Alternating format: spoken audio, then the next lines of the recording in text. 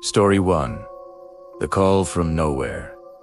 Used to work the graveyard shift at a remote campground midnight to 8 a.m. It was a lonely job, just me, a tiny 8x8 foot shack, and endless darkness surrounding me. During my first week, the guy I was replacing gave me a strange warning. He pointed to an old, rusted payphone standing alone a few feet from the shack. He said, "Every night, at exactly 4:17 a.m., that phone rings. Just once. Don't answer it." For the first few months, I ignored it. I kept my windows closed. But when mid-August hit, the heat became unbearable. So I started leaving the windows open, and sure enough, like clockwork at 4:17 a.m., the phone rang. It wasn't a normal ring. It sounded warped, like the phone was drowning underwater. One night, curiosity got the better of me. I set an alarm for 4:15 a.m. I walked out into the cool night air and waited. At 4:17 sharp, it rang. Primera picked it up, silence. Just dead air. It felt heavy, like someone was listening but refusing to speak. I did this for a week, nothing but silence. I eventually gave up. But in October, I tried one last time. I picked up the receiver and said, "Hello." This time, I heard a sound. A sharp intake of breath through clenched teeth. Then, a voice spoke. It sounded rough, like someone gargling gravel. The voice said my name, not just my first name, but my full legal name first, middle, and last.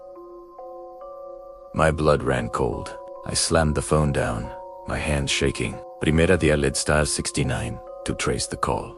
The operator told me the call originated from California. I live in Indiana. I never answered that phone again. Story 2. The wrong busties happened when I was just a kid. I was usually the last one at the bus stop. One morning, I was standing there alone when a bus pulled up. It wasn't my usual bus, and there were no other kids inside. The doors hissed open, and the driver smiled at me, but it didn't reach his eyes. "Hop on," he said. My stomach nodded. Something was wrong. I asked, "Where are the other kids?" He didn't break eye contact. "We're going to get them now. Just get on." His voice got pushier, more aggressive. I took a step back and shook my head, saying no. He stared at me for a long, uncomfortable moment. Tinsruged closed the doors and drove off. 5 minutes later, my actual bus arrived. I didn't think much of it until I told my parents that evening. Their faces went pale. They made several frantic phone calls. It turns out, there was no other bus scheduled for that route. If I had stepped onto that bus, I probably never would have come home. Story 3. The ride home. He was finishing up a late shift at the office around 11:30 p.m. in the industrial district. Suddenly, a massive crash shattered the silence. Someone had thrown a large rock through our front window. Panicked, I called security and decided to leave immediately. I sprinted to my car, jumped in, and sped off. Halfway home, my heart sank. I realized I hadn't unlocked my car when I got in. It had been unlocked the whole time. I quickly reached into the back seat to check for anyone hiding. Luckily, it was empty. To calm my nerves, I decided to meet a friend at a bar. Since I had been drinking earlier, I took my bicycle. It was a clear night, and the moonlight was bright. I was pedaling along a quiet road when I heard the whirring of tires behind me. He moved to the side to let them pass. The cyclist pulled up slowly beside me. He turned his head. He had the most insane, wide-eyed smile I have ever seen. I flinched, terrified. As he pedaled past me, my confusion turned to horror. He was riding my mother's bicycle, the one that was stored in my garage. He sprinted home as fast as my legs could carry me. When I got there, the garage was open. My mom's bike was gone. But that wasn't tea. The worst part. My car, the one I had checked earlier, the back left door was wide open. Someone had been in my car. They had been waiting in the back seat, and they had followed me home. Story 4. The gig of last night, things got chaotic. My friends rushed me out to a bar for a music gig. After a few drinks, I petted my pocket, no phone. I checked everywhere. The table, the bar, the bathroom. Nothing. I borrowed my friend's phone and dialed my number. Ring. Ring. Someone picked up. You didn't hear a hello. Instead, I heard a low, raspy giggle.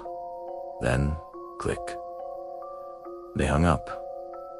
Primera Khalid bike, but no answer. I figured it was stolen and went home, angry and tired. I walked into my bedroom and froze. There, sitting perfectly on my nightstand, right where I left it, was my phone. Someone had been in my house.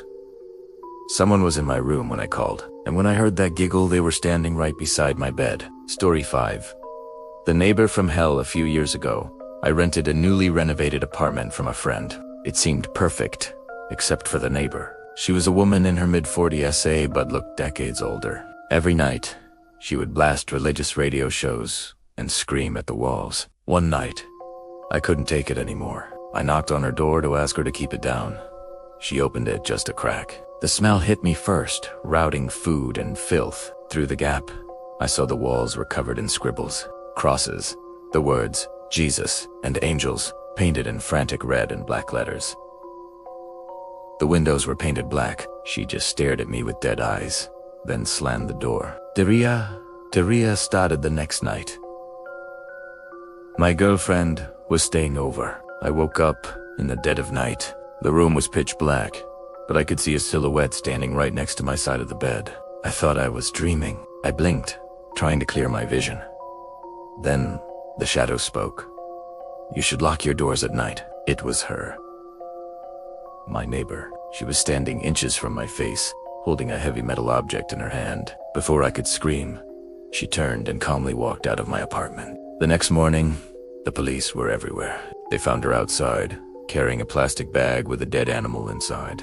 But that wasn't the scariest part. My other neighbor told me she had broken into his place too. He was watching TV with his kids when he turned around to find her standing behind the couch, holding a power drill. That's what she had been holding while she watched me sleep. A power drill. If I hadn't woken up, I don't think I would be here to tell this story.